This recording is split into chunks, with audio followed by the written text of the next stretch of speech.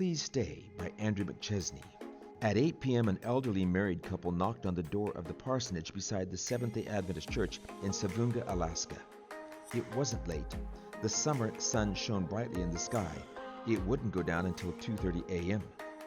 The Siberian Yupik people living on St. Lawrence Island, located just 36 miles east of Russia in the Bering Sea, wouldn't go to bed for hours. Eugene and Marie, who were in their mid-80s, didn't wait for anyone to open the door. Nobody waits for the door to be opened in the remote village of 835 people. Everyone knocks and walks in. The couple wanted to speak with the visitor staying in the parsonage. I was visiting the island to collect stories for Adventist Mission. Marie spoke directly. "Are you a pastor?" she asked me. Her eyes filled with emotion when I shook my head. "Please stay," she said softly. "We need someone to keep the church open and to teach us." The church had closed several times since it and the parsonage were built in 1972. Pastors had preached and lived there for a while, but then the Adventist presence shrunk to little to nothing for 2 decades. In 2010, the church had reopened when 2 retired nurses from North Carolina, Bill and Eloise Hawks, arrived as Bible workers with the Alaska Conference's Arctic Mission Adventure Outreach Program to Alaska Natives. Bill died in 2016 and Eloise stayed.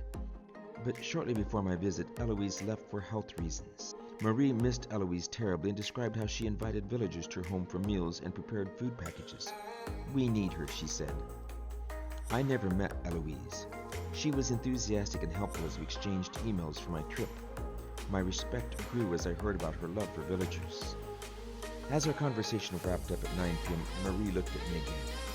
"Please," she said, "stay. We need someone to teach us about God." With her pleading gaze, I caught a sense of the compassion that Jesus must have felt during his earthly ministry. But when he saw the multitudes, he was moved with compassion for them because they were weary and scattered like sheep having no shepherd. Matthew 9:36.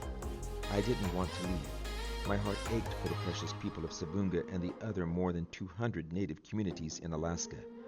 Only 11 of those communities have an Adventist presence. When Jesus' heart ached, he said to his disciples, "The harvest truly is plentiful, but the laborers are few. Therefore pray the Lord of the harvest to send out laborers into his harvest."